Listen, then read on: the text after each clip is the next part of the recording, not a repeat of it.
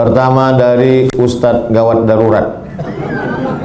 Idealnya itu apa? Hirasatuddin wasiyasatud dunya. Tujuan dari politik dalam Islam beda sama politik barat. Politik barat bagaimana melakukan trik. Trik artinya tipuan. Semakin berhasil menipu orang berarti semakin hebat dalam bidang politik. Sedangkan dalam Islam politik itu adalah hirasatuddin wasiyasatud dunya. Bagaimana bisa menjaga agama? Karena agama ini bisa dijaga dari aliran sesat, bisa dijaga dari orang yang merusak menistakan agama hanya dengan aturan, dengan undang-undang, dan itu adalah politik. Dalam demokrasi kita bisa kalau kita mayoritas di parlemen. Kalau sudah di voting kalah, habis. Berapa kursi umat Islam di situ? Bukan mayoritas penduduknya, berapa yang bisa didudukkan di parlemen. Kalau ada anggota dewan 50, umat Islam cuma 10. Ketika voting tentang masalah jilbab, setujukah semuanya anak SMP yang Islam Muslim pakai hijab di sekolah? Voting 10. Apa yang mau dikatakan? Shadaqallahul azim. Innalillahi wa inna ilaihi raji'un. Jadi tablik akbar ramai belum tentu jaminan bahwa kita menang secara politis. Jadi idealnya jadi apapun kita, jadi polisi, jadi tentara, jadi majelis ulama, jadi dewan, jadi LAM, maka tugas kita adalah hirasatuddin, menjaga agama, wasiyasatud dunya, mengatur dunia ini. Tidak bisa hanya agama saja, karena kita diajarkan Rabbana atina fid dunya hasanah wa fil akhirati hasanah. Nahnu du'at qabla kulli syai', kata Syekh Umar Tilmisani. Dalam Islam tidak ada servant of God, tidak ada holy man, manusia suci. Masalah mengajak ke agama itu urusan kiai, ustadz, buya, tuan guru. Enggak. Dalam Islam nahnu du'at qabla kulli syai'. Sebelum jadi apapun, profesi pertama kita adalah dai. Jadi kalau anggota dewan dia berprinsip sebagai dai, maka tugas utama dia dai. Dai itu tugasnya apa? Amar ma'ruf nahi mungkar. Bedanya kalau ustadz nahi mungkarnya dia katakan judi haram, khamar haram di mimbar. Anggota dewan tak perlu ceramah, dia cukup dengan parle. Parle artinya bicara di parlemen sehingga keluarlah peraturan daerah, sehingga orang bisa ditangkap. Pak polisi eksekutor, eksekusi. Payung hukumnya apa? Anggota dewan yang mengeluarkan dalam bentuk undang-undang, dalam bentuk perda. Nahnu du'at qabla kulli syai'. Bupati kalau dia mengerti bahwa dia adalah dai, maka dia dengan serta-merta mengeluarkan perda. Kalau tidak bisa perbob, peraturan bupati, pergub, peraturan gubernur. Semua PNS potong atas 2,5%. Yang tak mau keluar dari provinsi ini. Selagi tanda tangan masih laku, selagi kekuasaan ada, pakai sebelum datang KPK. Kalau udah selesai apa gunanya lagi? Cuman kan kadang datangnya belakangan. Udah pensiun barulah datang ke pengajian Ustadz, oleh air mata. Apa yang bisa kami lakukan Pak Ustadz? Istighfar aja lah Pak, Yasin aja lah. Dulu waktu ada kuasa tak mau. Menarik keyword kata kunci yang disampaikan UGD tadi, saya Ustadz kampung. Perlu diperbanyak spesies Ustadz kampung ini.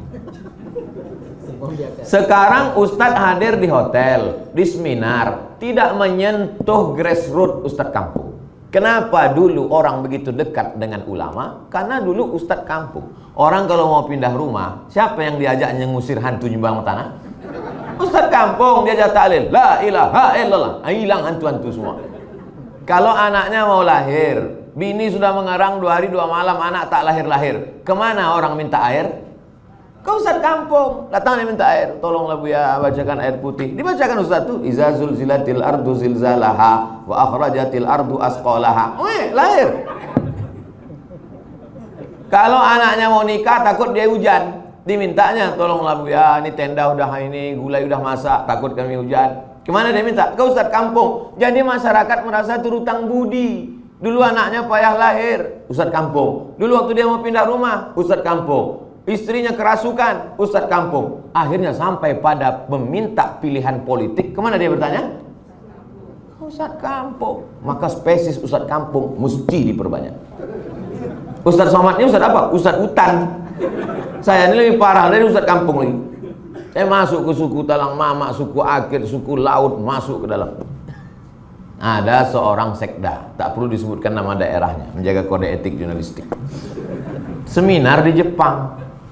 Pas seminar Jepang, jumpa sama rektor Unhas, Universitas Hasanuddin. Bapak dari mana? Saya dari Sumatera.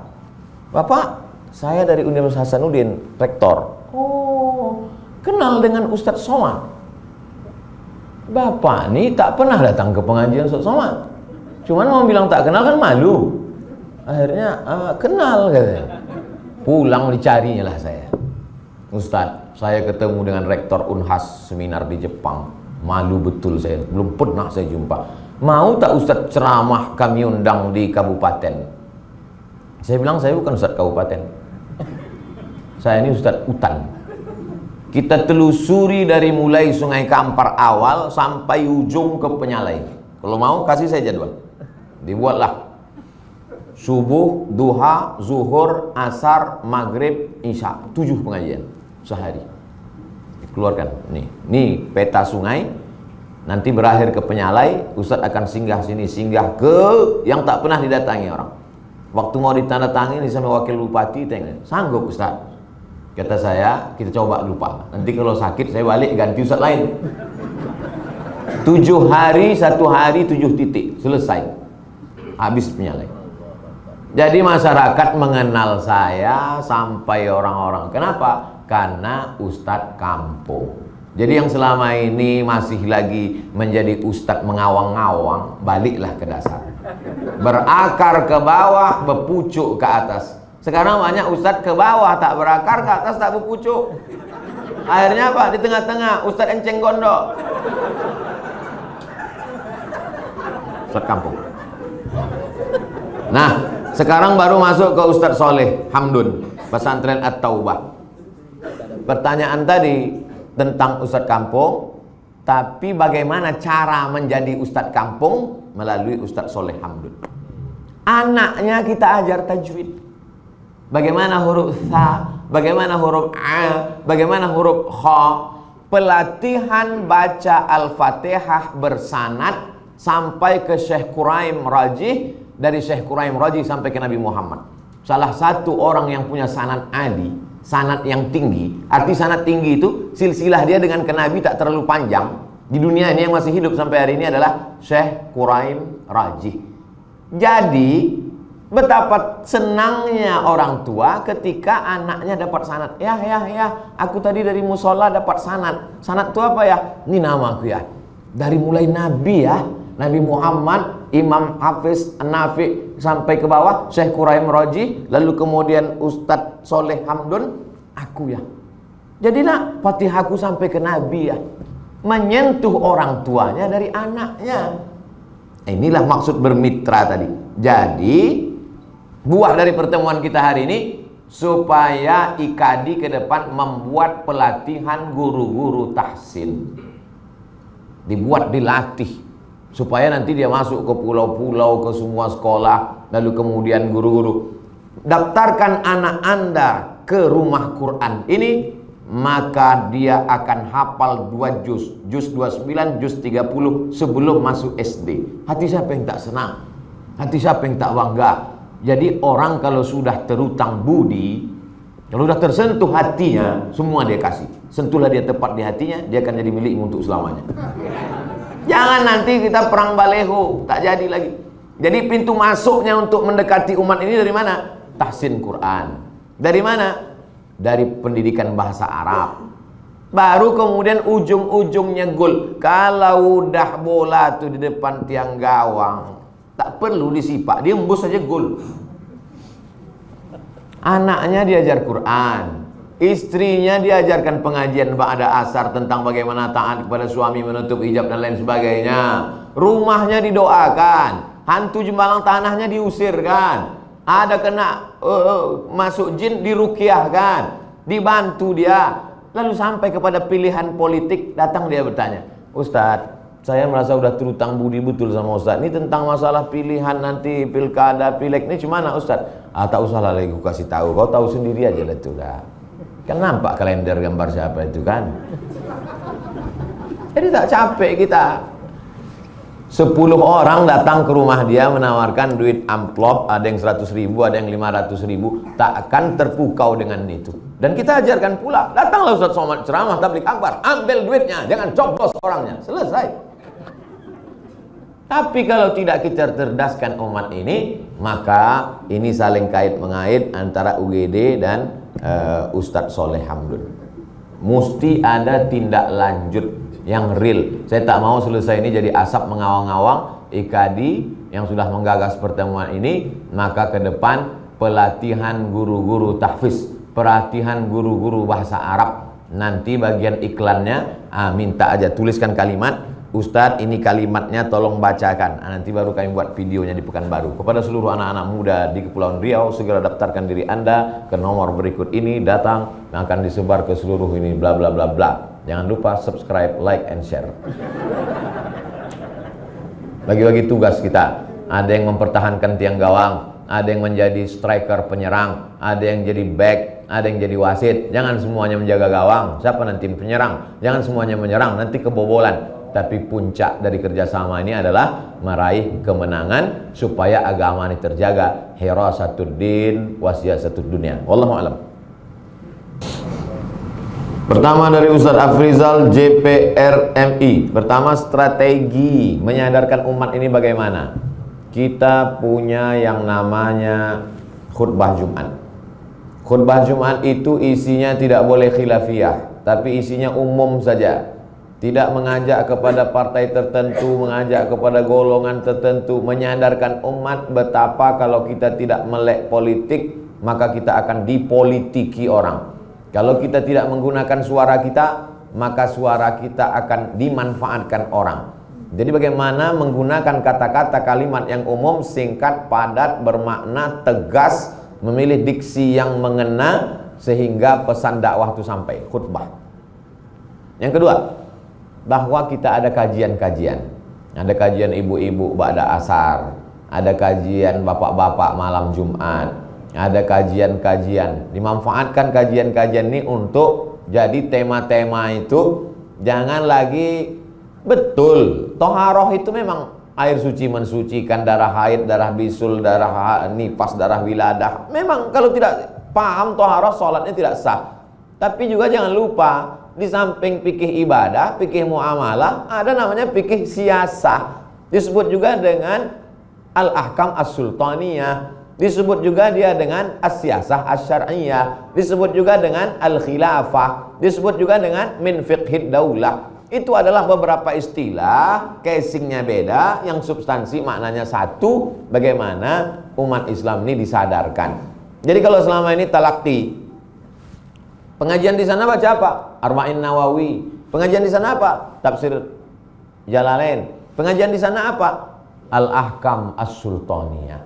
Payah jelimet bahasanya, karena udah 1000 tahun kitab ini umurnya. Cari buku yang simpel sederhana, Min Fiqhid Daulah Yusuf Qardawi.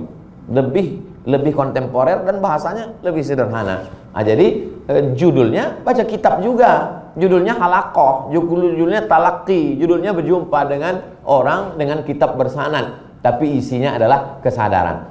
Jadi semua mesti digarap. Seperti pokok kayu, ada yang menggarap batang kayu, ada yang menggarap akar kayu, ada yang menggarap pucuk kayu. Yang pucuk kayu, tabligh akbar. Yang batang kayu, yang akar kayu, kajian-kajian. Ada yang lebih khusus lagi, akar kayu, membaca kitab. Semua segmen mesti digarap. Kalau tidak, akan digarap orang lain.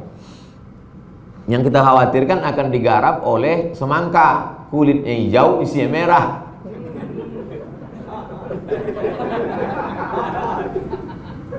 Lalu bagaimana partai politik yang secara nama sudah membawa umat Islam tapi tidak menyuarakan umat Islam, dan terjadi persaingan antar partai politik, antar orang-orang, person-personnya. Jangan lupa, kita dari awal memang berdinamika. Rambut sama hitam, isinya macam-macam.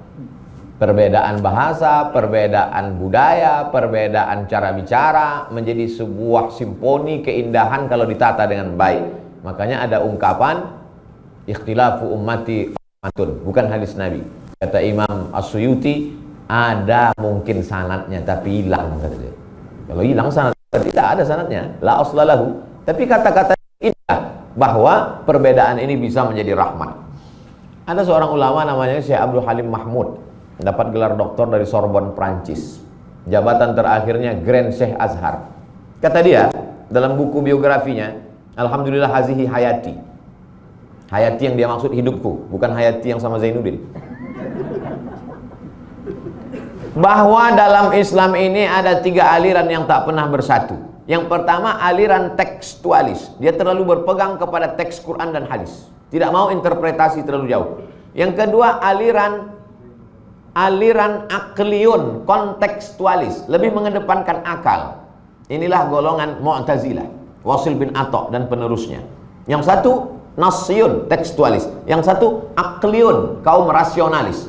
Sedangkan yang ketiga adalah tidak pada teks, tidak pada akal, tutup teks, tutup akal, riyadhah, dia menunggu ilham dari Allah. Irfaniyun, kalangan sufi, tasawuf. Ketiga kelompok ini tidak pernah bersatu, tapi ada satu titik yang membuat mereka bisa bersama. Apa itu? Mukhlisina lahuddin.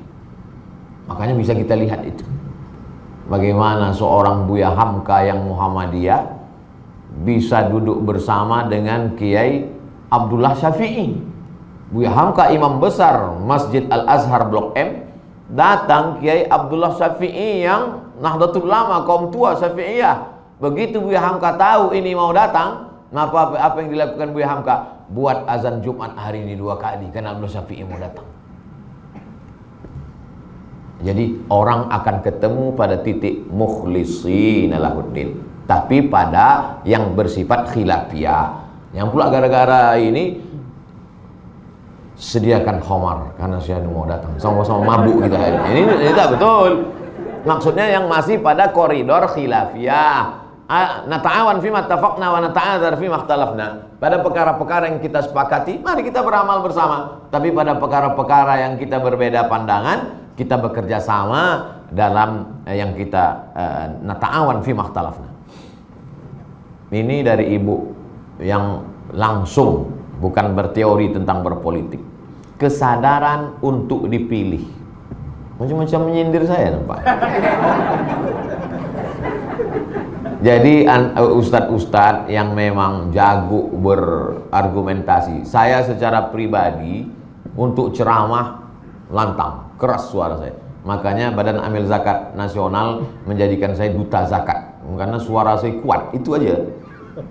Tapi untuk berargumentasi dengan orang, saya paham diri saya tidak. Tapi ada ustadz-ustadznya. Maka sahabat saya yang LC, Ustadz kakak kelas saya di Mesir, Ustadz Sahrul Aidi, jadi anggota Dewan DPR RI, sama-sama Azhar, LCMA, karena memang dia menguasai bidang itu. Dan di antara sahabat Nabi pun begitu. Ayahnya politikus, Umar bin Khattab, tapi anaknya tidak. Abdullah bin Umar, ketika Umar bin Khattab meninggal, mau mereka bai'an Abdullah bin Umar, kata dia, aku tak sama ayah. Abdullah bin Umar lebih menggeluti bidang riwayat hadis, lebih pada keilmuan. Begitu juga dengan Amr bin As, anaknya Abdullah bin Amr tidak. Tapi orang yang punya bakat politik, lalu kemudian membiarkan orang yang tidak punya keahlian mencalonkan diri, maka sesungguhnya dia sudah berkhianat. Jadi kalau ada ustaz punya bakat politik, hebat berargumentasi, lalu kemudian dia biarkan orang sakau duduk, maka sungguhnya dia sudah berkhianat. Jadi pengkhianatan itu tidak selamanya makan riba, berkolusi, enggak. Membiarkan orang yang tak layak dengan penuh kesadaran, itu juga menjadi pengkhianatan. Nah, ini kesadaran untuk dipilih. Al-haqqu bila nizam yaghlibuhul batil bin nizam. Kebenaran tidak diatur dengan strategi yang baik, maka dia akan dikalahkan oleh kebatilan yang diatur dengan strategi yang baik. Nah, bagaimana antar person ini? Persaingan antar person. Makanya politik kita masih ujuk-ujuk. Tiba-tiba. Tak bisa begitu. Prosesnya panjang. Orang ini mesti dididik dulu. Pertama, 3 proses pendidikan. Pertama, akidah. Akidahnya mesti dididik. Bahwa dia itu tu'izzu man tasha wa tudhillu man tasha, la ilaha illallah lahu la syarikalah, lahul mulku wa lahul hamdu, yuhyi wa yumiit wa huwa ala kulli syai'in qadir. Bahwa hidup ini yang dicari adalah ridha Allah, ilahi anta maksudi wa ridha ka matlubi. Bahwa hidup ini mesti tegar, la ini ijtama'atil ummatu ala ayyadurruka bisyai'in, berkumpul semua umat ini untuk memudaratkanmu, la yadurruka, mereka tak akan mampu memudaratkanmu illa qad kataballahu alaik, kecuali memang sudah ditakdirkan Allah. Dikuatkan akidahnya bahwa hidup ini adalah amanah, lalu dengan kurikulumnya, kajian bersilabus, lalu kemudian dikuatkan pula fikihnya supaya dia tahu mana halal, mana haram, mana rukun, mana syarat, mana wajib, mana sunat, mana mandub, mana mubah. Setelah itu barulah akhlak. Bagaimana zuhud. Jadi ajarkan zuhud. Karena tidak bisa orang tidak dididik, tidak ditarbiyah dengan baik, tiba-tiba dia dudukkan, hati berubah-ubah, lupa dia semua target-target. Akhirnya sibuk dia di dunia ini. Begitu duduk dia asyik menunjukkan pulpen, bolak-balik pulpen. Rupanya harga pena itu 10 juta. Lupa dia tentang bagaimana membelikan beras untuk fakir miskin, mengirim dai-dai di kepulauan. Nah, ini semua adalah melalui lewat proses. Jangankan di dunia dakwah, di dalam orang yang tak dakwah sendiri pun ada apa yang disebut dengan fit and proper test. Partai apapun namanya, di sana tetap ada kaderisasi, tetap ada pendidikan. Walaupun partai tak Islam, komunis sekalipun, partai komunis pun tak bisa orang tiba-tiba masuk langsung duduk. Enggak, mesti ada pendidikan yang luar biasa. Jadi kita memang mesti punya silabus, punya kurikulum tentang tiga ini, akidah, syariah, dan akhlak. Demikian, Wallahu a'lam bishawab.